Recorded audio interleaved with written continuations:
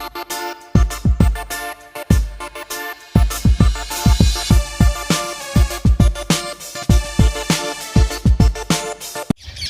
શ્રી રામ મિત્રો, અમારી YouTube channel blog recipe મોજમાં આપનું હાર્દિક સ્વાગત કરીએ છીએ. અને આજે આપણે બનાવવાના છીએ મેથી આલુનું શાક. અને એક યુનિક અલગ સ્ટાઇલમાં. તો રાજુભાઈ અમને બનાવી દેશે. કઈ રીતે બનશે, એમાં કઈ કઈ વસ્તુની જરૂર પડશે એ અમે તમને આગળ પ્રોસેસમાં રાજુભાઈ બતાવશે. તો ચાલો હવે મિત્રો આપણે આગળ તૈયારી કરીએ. હા દિનેશભાઈ, મેથી તો આપણી વાડી છે જ તે, તો આપણી વાડી જ જવાનું છે. મેથી લઈ આવી પહેલા, બરોબર, પછી આપણે શરૂઆત કરીએ. ચાલો મિત્રો.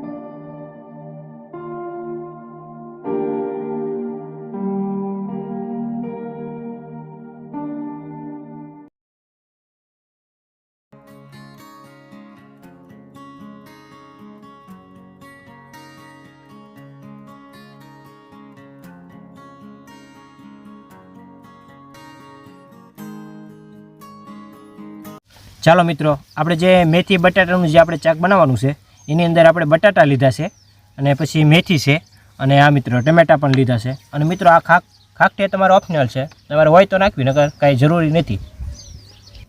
અને મસાલાની અંદર આપણે રાઈ નથી નાખવાની, આપણે જીરું નાખવાનું છે, પછી હિંગ નાખવાની છે, ધાણા જીરું, પછી હળદર, મરચું અને સબ્જી મસાલો.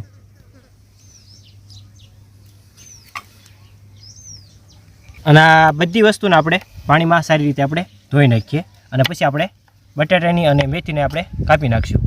આપણે મેથીને અને ટમેટાં અને બટાટા અને કેરી આપણે બધી વસ્તુ ધોઈ નાખીશું.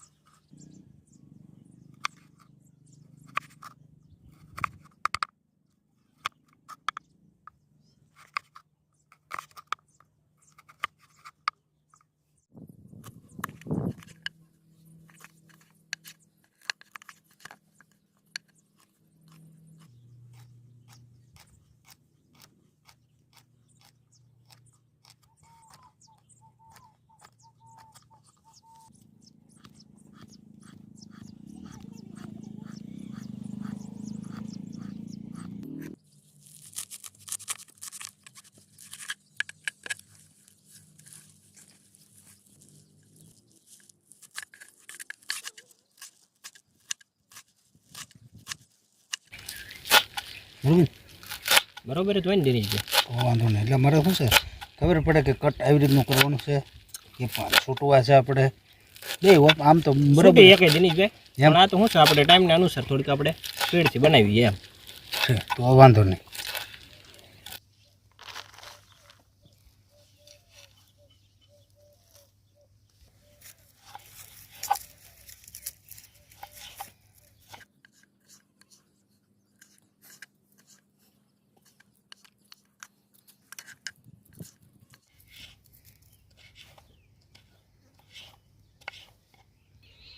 તો હા મિત્રો, આપણે બધી વસ્તુ કાપીને કમ્પ્લીટ કરી નાખી છે.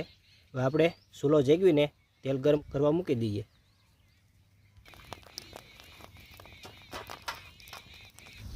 ચાલો મિત્રો, સૌપ્રથમ આપણે તેલ નાખી દઈશું.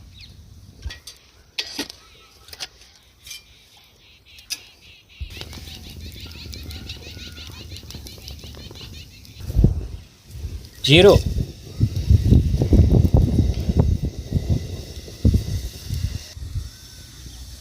બટેટા,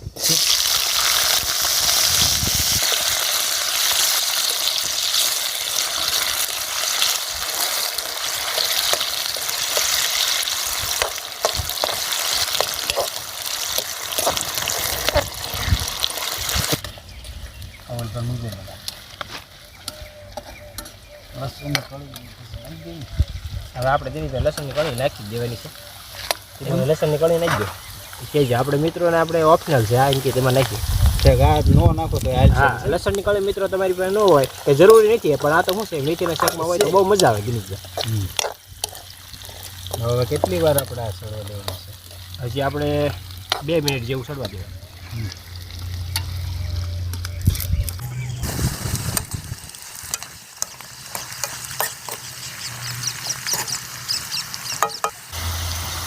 હિંગ,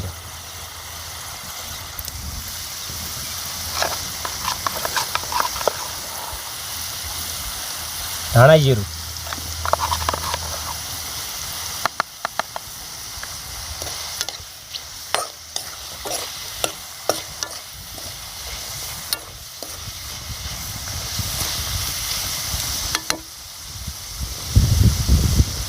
હળદર,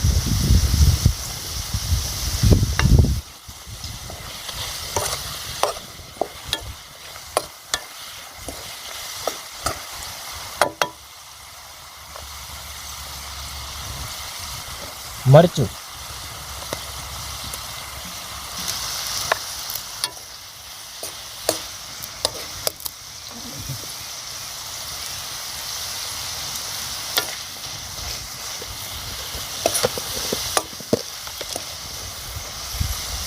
મીઠું,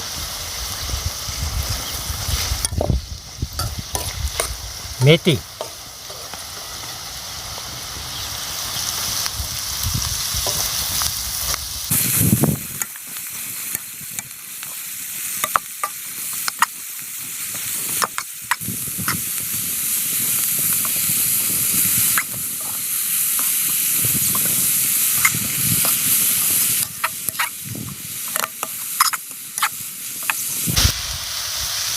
તમે દિનેશભાઈ ખાધું ક્યારે?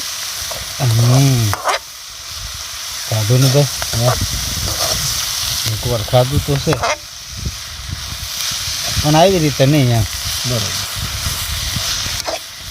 આપણે શાક બટાટાનું કરીએ ને એમ કેમ બટાટા કટ કરીએ એવી રીતે. આ તો એક અલગ સ્ટાઇલ બની. એમાં લસણ તો નહોતું આવ્યું આપણે, હતું નહીં, નાખવું હતું તો ઘણું.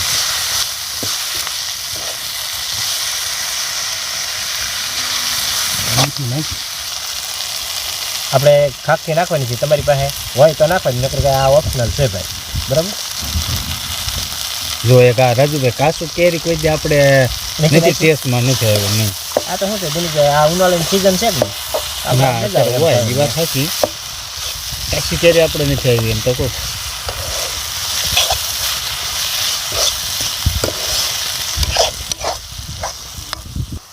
ટમેટા મિત્રો નાખી દઈએ હવે આપણે.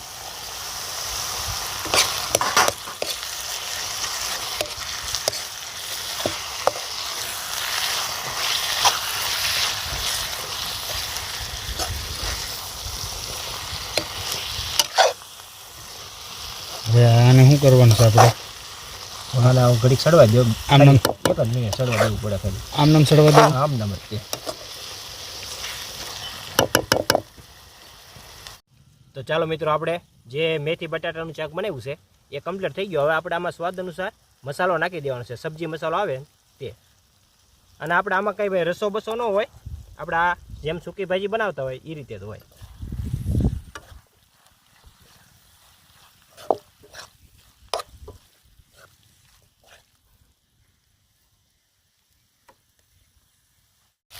ચાલો મિત્રો, આપણે તૈયાર થઈ ગયો. હવે દિનેશભાઈ તમે ઉતારી તો લ્યો. એટલે દિનેશભાઈ જોજો કેમ પણ તમે એમ ના તો પછી શું કરે એમ? તમે પણ આ વિશ્વાસથી હાલતા લાગો. હે આમાં તો વિશ્વાસ છે ત્યારે કારક અવિશ્વાસ થઈ જાય. Bye bye.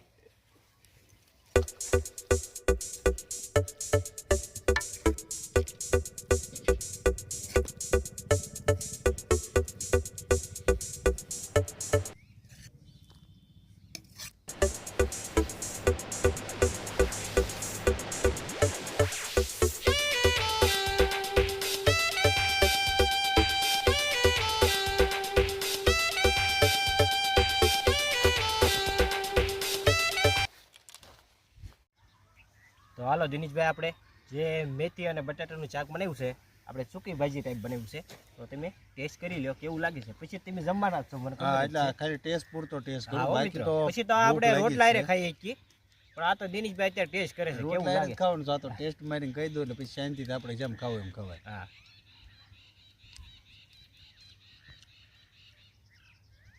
કેમ બન્યું છે દિનેશભાઈ? સરસ બન્યું, એમાં કાંઈ નહીં. એમ ને? હા. હા મિત્રો, જો આ રેસીપી તમને ગમી હોય તો ચેનલને સબસ્ક્રાઈબ કરી દેજો, લાઈક કરી દેજો અને શેર કરજો, અને બેલ આઇકન ઉપર પ્રેસ કરજો, જેથી કરીને નવો અપડેટ તમને સૌથી પહેલાં જોવા મળે. તો નેક્સ્ટ વિડીયો સુધી જય શ્રી રામ, જય Hind, bye bye. Bye bye.